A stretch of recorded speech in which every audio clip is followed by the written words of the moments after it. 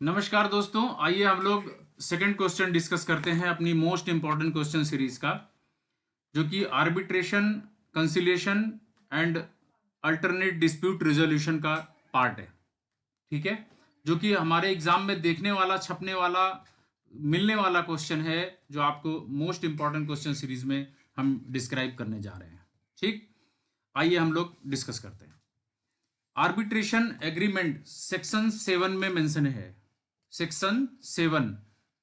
ठीक है, arbitration conciliation act 1996 में ये सेक्शन 7 में मेंशन किया हुआ है।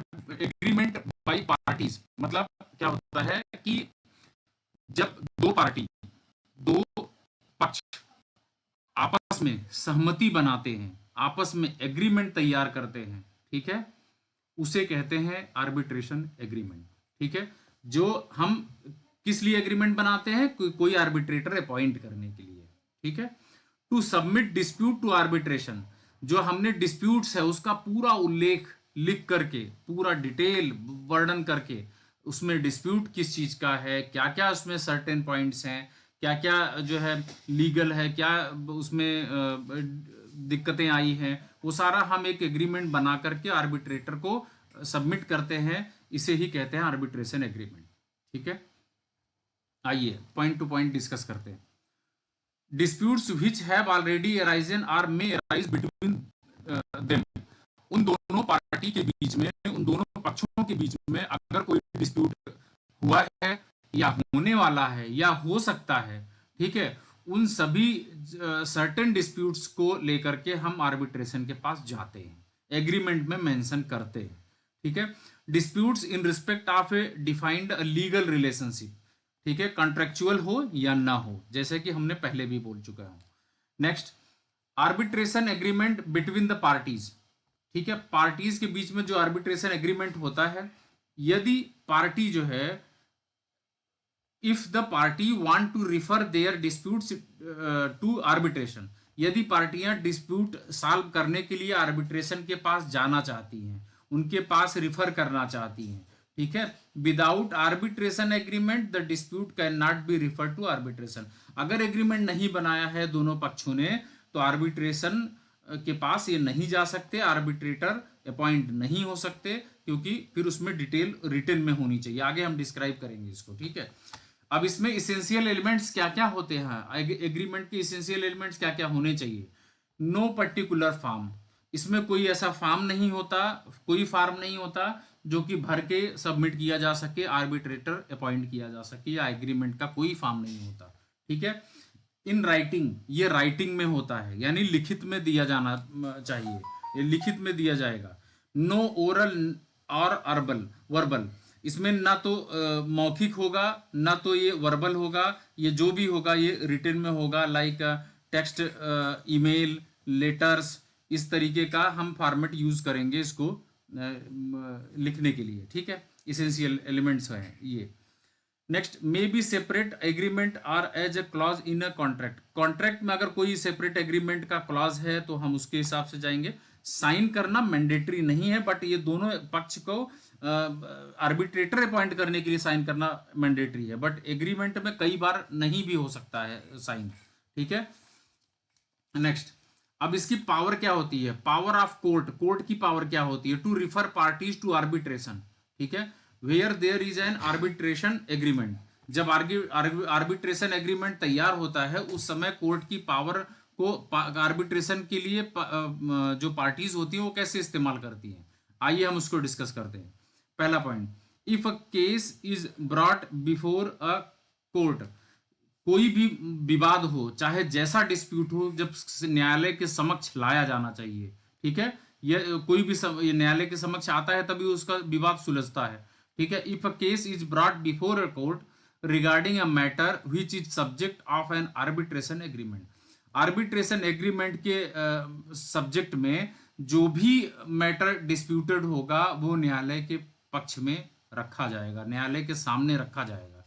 ठीक है, and if a party makes application to refer to arbitration, ठीक है, not later than date of submitting first statement, ठीक, court shall refer parties to arbitration.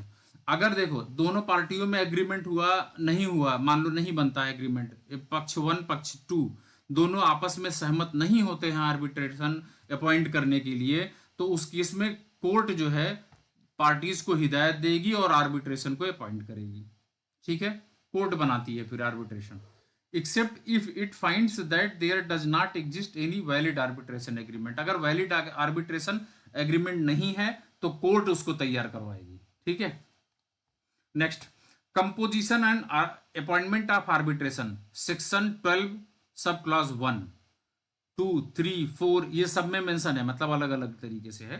ठीक है, हमने 1 केवल लिख दिया है, बट ये 1 2 3 4 है सब क्लॉज में। सेक्शन 12 कंपोजिशन क्या, मतलब आर्बिट्रेशन का अपॉइंटमेंट कैसे होता है, ये बॉडी बनती कैसे है। ठीक है, अब आइए डिस्कस करते हैं। Parties are free to agree on number of arbitrator. ठीक है, जो आर्बिट्रेटर अपॉइंट किया जाता है वो पार्टी के ऊपर डिपेंड करता है। पार्टियां एक आर्बिट्रेटर से सहमत होती हैं दोनों डिस्प्यूट सॉल्व करवाने के लिए, या जो है 3 5 7 ये जो भी होगा ये अनइवन नंबर में ही होगा।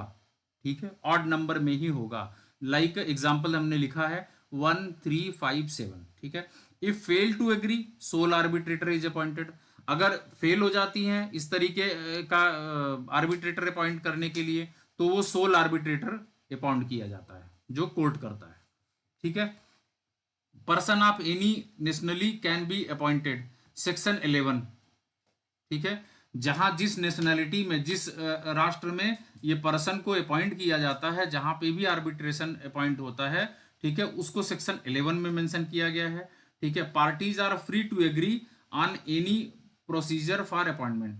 ठीक है, पार्टी कोई भी प्रोसीजर हो अपॉइंटमेंट के लिए, कोई भी प्रोसीजर अपॉइंटमेंट के लिए हो, वो पार्टी जो है फ्री है उसको एग्री होने के लिए, बनाने के लिए। ठीक है, if fail to agree on procedure where 3 arbitrator have to be appointed. ठीक है, next, where 3 arbitrator have to be appointed मतलब क्या है, 3 आर्बिट्रेटर जहां अपॉइंट होते हैं वहां ईच पार्टी अपॉइंट्स 1, हर पार्टी एक आर्बिट्रेटर अपॉइंट करती है मिनिमम। ठीक है, these appointed arbitrators appoint third presiding arbitrator. तीसरा वाला कौन होगा, वो प्रिसाइडिंग आर्बिट्रेटर, उसका अध्यक्ष होगा। ठीक है, मान लो दो पार्टी है, एक पार्टी ने एक आर्बिट्रेटर अपॉइंट किया, दूसरे ने दूसरा आर्बिट्रेटर अपना लेके आया, वो अपने पक्ष को बुलाया, तो तीसरा जो आर्बिट्रेटर होगा दोनों आर्बिट्रेटर मिलके एक तीसरा अपॉइंट करेंगे। ठीक है, वो अध्यक्षता करेगा, प्रिसाइडिंग करेगा आर्बिट्रेटर की। ठीक है, if each party fails to appoint within 30 days, अगर हर पार्टी जो भी पक्ष 1 पक्ष 2 है दोनों अगर फेल हो जाती हैं अपॉइंट करने के लिए, तो 30 दिन के अंदर अगर अपॉइंट नहीं कर पाती हैं, या 2 appointed arbitrators fail to appoint third within 30 days. ठीक है, हो सकता है तीसरा वाला ना 30 दिन के अंदर अपॉइंट हो पाए, 2 ही अपॉइंट हो पाए। ठीक है, then upon request of a party, तब पार्टी की रिक्वेस्ट पर सुप्रीम कोर्ट या हाई कोर्ट या डेजिग्नेटेड इंस्टीट्यूशन उस आर्बिट्रेटर को अपॉइंट कर सकती है। मतलब समझ गए, पक्ष 1 नहीं अपॉइंट कर पाया थर्ड आर्बिट्रेटर को, मान लो 3 आर्बिट्रेटर की जरूरत है, पहला आर्बिट्रेटर कर दिया पक्ष ने, दूसरे पक्ष ने दूसरा आर्बिट्रेटर अपॉइंट कर दिया, तीसरा वाला नहीं हो पाया, तो ये लोगों 30 दिन के अंदर अगर नहीं कर पाए तो फिर ये सुप्रीम कोर्ट, हाई कोर्ट या जो भी डेजिग्नेटेड इंस्टीट्यूट या पर्सन है वो थर्ड आर्बिट्रेटर को अपॉइंट कर सकते हैं। ठीक है, अब next, where 1 arbitrator is to be appointed, तो तब क्या क्लॉज है, if party fails to appoint the sole arbitrator, अगर मान लो पार्टियां अपना आर्बिट्रेटर नहीं अपॉइंट कर पाती हैं, then upon request by a party, तब केवल पार्टी की रिक्वेस्ट पर सुप्रीम कोर्ट हो, एससी हाई कोर्ट हो या डेजिग्नेटेड इंस्टीट्यूशन हो, ठीक है, वो अपॉइंट करेंगी। ठीक है, वो अपॉइंट कर सकती है। ठीक, if agree on procedure but a party fails to act as a prescribed by procedure, अगर वो अपने प्रोसीजर से प्रिस्क्राइब नहीं कर पा रही हैं, पूरा डिटेल नहीं दे पा रही हैं, फेल हो जाती हैं, तब क्या होगा, party or appointed arbitrator fails to reach agreement prescribed by procedure, institution person interested with a function by the procedure fails to perform it. Clear? आइए अब हम, ये हमारा कंप्लीट हुआ एक क्वेश्चन। अब आगे आने वाले वीडियोस में आप देखेंगे ज्यूरिडिक्शन क्या है आर्बिट्रेशन ट्रिब्यूनल का, उसका डिस्कशन हम करेंगे।